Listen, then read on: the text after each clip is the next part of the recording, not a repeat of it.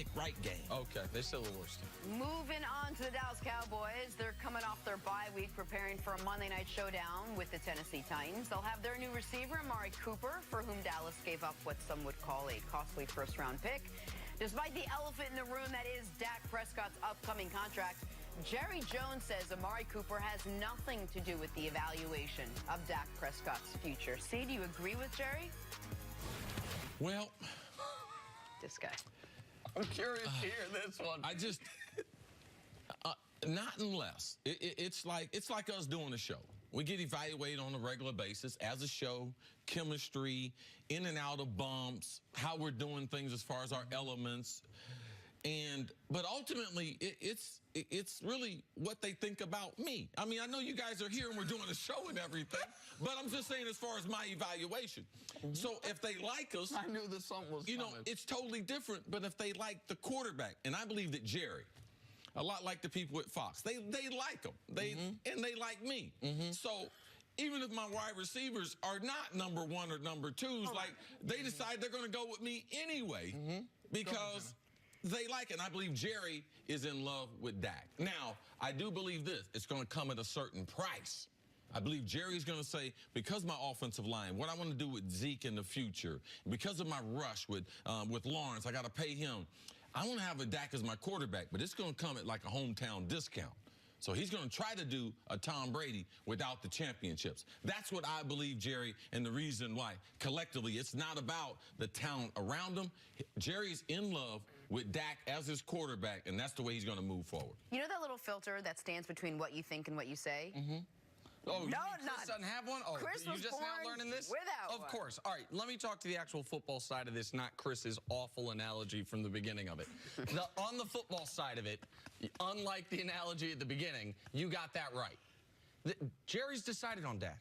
Like, the reason I was leaning forward to hear what you wanted to say about the Amari Cooper thing was the best argument for overpaying for Amari Cooper, which they did by giving up a first-round pick, especially when you see what other guys at the deadline went for, thirds and fourths and sevenths.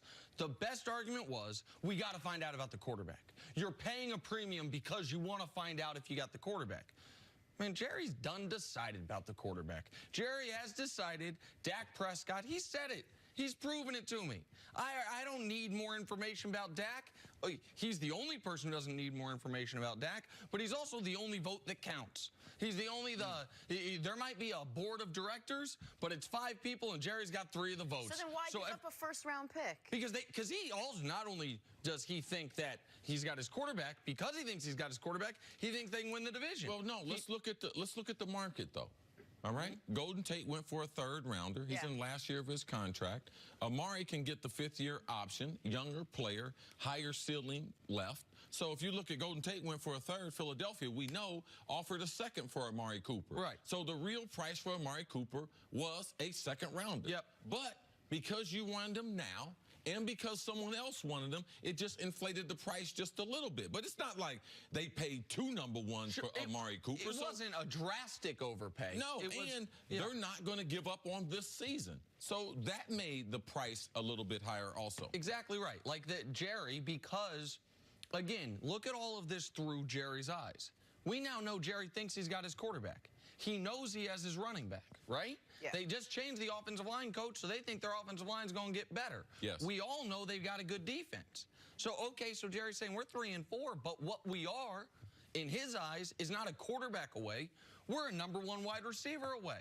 We thought it could be Allen Hurns. He's been a bust. We thought Tavon Austin would be different here. And they tried to get a receiver this offseason with Sammy Watkins. They weren't able to get him. Now that we're into the first part of the season, you realize that what we were trying to do this offseason, it just got completed right now. So we can't act as if Dallas wasn't looking for a #1. They were. They couldn't get the one that they wanted. We keep saying this, and you kind of gloss it over. Yeah, Jerry Jones thinks he's got his quarterback. But does Jerry Jones have his quarterback? Do we think Dak Prescott is the guy that's going to turn this Dallas franchise around? No, I do believe that, and it's not based on just the quarterback. They have to have some other things to be able to help them out. But when you don't have a #1 receiver, it's impossible to be able to evaluate your quarterback, regardless of what he says. Now, I do believe if you want to play football a certain way, now, I believe he should be committed to Dak for at least 2 more years because it's still hard. I mean, we act like it's easy to find a quarterback, and I do believe Dak can get better. But right now, I'm not going to commit to him long term. I'm talking about meaning 4 or 5 years. When you say 2 more years, you mean the rest of this year and next year. Correct? Yes, that's what you're talking about. Okay, I didn't know. The rookie is rookie. Exactly. The rest, I'm not saying. Well, you have a special rookie year. The running back gets suspended the 2nd year. I ain't got no #1 receiver my 3rd year. Right. So, like, would it be fair to Dak? I'm not. In no means am I advocating the Cowboys cut Prescott this off, anything like that. But if you were to tell me right now, I have to make, let's say he were a free agent after this season, I either have to find a new quarterback or give him a franchise quarterback type of contract, then I would move on. The only reason I am totally comfortable if I'm the Cowboys with Dak being my quarterback for the next 24 games is because it's going to cost me $1 million.